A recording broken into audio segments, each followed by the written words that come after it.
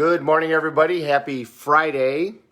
And I believe it's the 1st of May, right? I think today's the 1st of May. Well, normally I would look at my phone. Alexa, what's the date? Today is Friday, May 1st. Yeah, today's May 1st. That's what I thought. Welcome to May 1st, and hopefully the last month that we have to stay indoors, at least for a period of time. Who knows, as we enter this new world. So I wanted to talk to you today about a concept called reframing. And we all do this, but it's really good to take this stuff from doing it subconsciously to doing it consciously. So reframing is simply looking at things a different way, a better way, a more positive way. It's a basic thing that life coaches do all the time. I do it with my clients constantly. My clients, I get the honor of managing people through incredibly difficult times. People who've lost loved ones, children, and when you represent somebody through stuff like that, you become part of the family. And so we talk on the phone all the time, sometimes, and for some clients. And as we're doing that, I'll help reframe these things. So is the glass half full or half empty? That's reframing. When somebody says the glass is half empty, you look at it and say, I see it as half full. That's a reframe. So, I'm breaking down. Well, are you breaking down or are you breaking through? That's a reframe. So if you start looking at those things consciously and thinking to yourself, what's a different way that I can look at it? If you're looking at it this way, can I turn around and look at it this way and get a different perspective? And we do that by asking questions, the things that we talked about before. How can I look at this differently? What can I learn from this situation? What's another way of looking at this situation that serves me? What's funny about this situation that I haven't thought about? What could be funny if I wanted it to be? There's a series of beliefs that we've talked about already. The past doesn't equal the future. It's never a lack of resources. It's always a lack of resourcefulness. Those are all reframes. And one of the great beliefs to have as you move forward is that everything happens for a reason and it serves me. If you look at it and say, no matter what's going on, especially right now, and you ask yourself that question and say yourself that belief, everything happens for a reason and it serves me. So how can this serve me? What can I learn from this? How can I use this in a way to make my life better, to make the world better? Those are all reframes that will get you so that you can look at the situation in a different fashion, in a more resourceful fashion. Remember, this all comes from state management, right? When you ask yourself better questions, you're going to be in a better state and you're going to approach things differently. So last night I was watching a thing on Franklin Delano Roosevelt and Eleanor Roosevelt, and the two of them getting elected president, us coming into World War II, everything that happened with that, how against the war the country was, how isolationist our country was at that time, and what Roosevelt had to do in order to inch us into that war, how much manufacturing we did. It was unbelievable.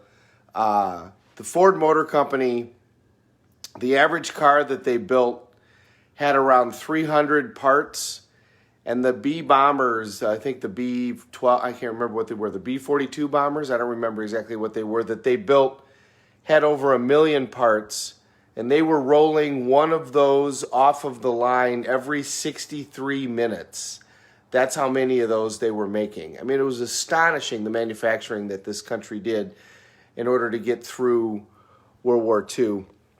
And I was remembering my grandparents. Some of you might remember my grandparents. My grandfather, Frank Mahoney, was a judge here in town and a lawyer, and my grandmother ran a radio show for a long time. Ruth Mahoney did a show called Party Line, and she graduated from high school in Portage, Wisconsin. And towards the end of their life, I would take them up to her high school graduation. So I remember taking her to her 60th high school graduation reunion.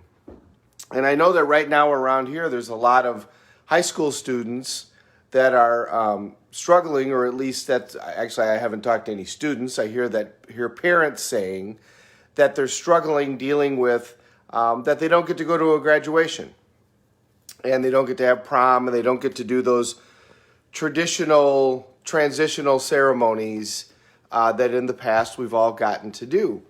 Well, when I took them up to this reunion, I took them to 60, and then they didn't wait 5 years because people were getting elderly and they were losing so many people that I took them to 60 and then 61 and then 62 and then 63. They started doing it every year. And even at 61, 62, 63, they had a graduating class of 146 students, and they still had around 90-some students that were alive and were showing up, which I thought was an amazing number considering the age and considering everything. She graduated from high school in 1942, 1943. So there was this group of guys that would come in, and they had these shirts, and the shirts said they would all be the same color. They would have T-shirts that were all the same color, and they would all say, we didn't have to take finals club. It was a group of guys that said, we didn't have to take finals. And they would march around with these shirts and parade in. It was this whole big thing, and they would laugh, and everybody would roll their eyes. And I remember after a while, I looked at my grandfather and I said, what is that all about, the we didn't have to take finals club? What was that all about? Well, we were at war after December 7th, 1941. That was when the Japanese bombed Pearl Harbor, and we were at war. And there was a draft. And they didn't wait for you to graduate high school when you were drafted back then. You got drafted the day that you turned 18. You were on a train and you were headed to Biloxi, Mississippi, and you were going to be trained for 6 to 8 weeks, and then you were headed to Italy, Germany. Well, not Germany yet, but you were headed to, well, you started out in Egypt, then you went to Italy, then you went to Paris. And of course, you also went into the Pacific in order to fight the Japanese, because we were fighting a two-fronted war. Well, when you got drafted, it was an 8 or 10 year enlistment. At the beginning, it was 10. So when those soldiers came back, they didn't make them finish class. They didn't make them take finals.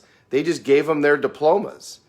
And then they all got to go to college on the GI Bill. You remember, we educated an entire generation after that. Everybody that served in the war got to go to college for free. So we have done that before in this country. We've decided to educate a whole generation and do it for free. So they all wore shirts that said, we didn't have to take finals. We're the We Didn't Have to Take Finals Club. And they would march around, and they were proud of the fact and made fun of everybody else because everybody else had to take finals and they didn't. My guess is at the time, that wasn't how they looked at it. And they looked at it as, I would much rather stick around and take finals than have to go fight the Germans and fight the Japanese. But they reframed it. And now they look at it and say, ha, ha, ha, you guys had to take finals and we didn't. So the high school students that are going through today, it's my understanding that for most schools, you can get a better grade, but you can't get a worse grade. I think that's right. So you guys will always be the class that got to stop school early. I mean, I hope you finish the school and I hope you do all the classes, but you didn't necessarily have to. And if you don't, you get the same grade and you don't have to take finals. So you're all going to be part of the We Didn't Have to Take Finals Club because of COVID-19. And 60 years from now, you can wear T-shirts. But that's an example of reframing. These guys, obviously not all of them came back. I mean, because so many people died in that war that I'm sure many of their friends didn't make it. But that's a way to, rather than looking at that and thinking to themselves, this was a terrible thing, they now look at it as a way where they're like, ha, ha, ha, we got to do something different than what you guys got to do. A great example of reframing. That same weekend that I learned what that was, I saw another beautiful story that I want to share with you to end our Friday and to start May 1st. So there was a couple in my grandmother's class that basically committed to each other in like 8th grade, freshman year in high school. You know, you got to remember back then, not uncommon for people to marry at 15 years old. I mean, life expectancy was considerably less. Farmer kids typically went to work on the farm and would get married very early. So not uncommon at all for somebody to be very committed at a much younger age than what we do now. So there was a couple that committed when they were, like 14 or 15 years old, but decided that they were going to graduate from high school and then they were going to get married. Well, Pearl Harbor came along and the bombing happened and he got drafted. So he got drafted into the Army, and that was a 10-year enlistment, and he went over to Germany. And I mean, when those poor guys were in Germany, I mean, starting out in Egypt and then worked their way into Italy and then they couldn't write for periods of time. I mean, it was chaos in a lot of ways. So she eventually fell in love with somebody else and got married. I mean, she didn't hear from him for months and years. And when he got done with his enlistment, he came back and they had a reunion and he met her husband and met her children. And then he eventually got married and had kids. And they came back to the reunions every year and they would spend time together and talk to each other. And they loved their spouses and they loved their families. But my grandmother would always tell me that she said, everybody in the class could tell that there was still that spark between these two. And they never talked to each other, or nobody has any knowledge they did anything they weren't supposed to, but it was still there. Well, in between the reunion of 62 and 63, both of their spouses passed away. So they're now in their 80s, or close to in their 80s, and they come back to the reunion. And at the beginning of the reunion, right away, they would do this picture. They would put everybody together and they would do this picture. And while they're standing there in the picture, because I was up front with the photographer watching them all, the guy doesn't even turn and look at her. He just says, "Hey, Mildred, how about you and me getting together?" And everybody kind of freezes. And she doesn't even turn and look at him. She just says, "Sounds good." And my grandfather married him that Sunday. And I remember driving home thinking, how interesting life's journey is, because those two didn't get a chance to get together like they thought they would. They didn't have a family together. They didn't spend a majority of their life together.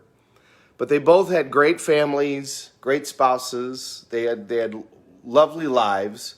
You could tell from the first time that I met them, they had no complaints. But now they got to end their life together. And I thought, what was most amazing about that was when they would sit there and look at each other, I'm sure that they saw the person in front of them, but they also saw that person that they knew back in high school. And that was how they were able to see each other. And I got to see them one more year before my grandmother passed away. And you could tell that it renewed their life.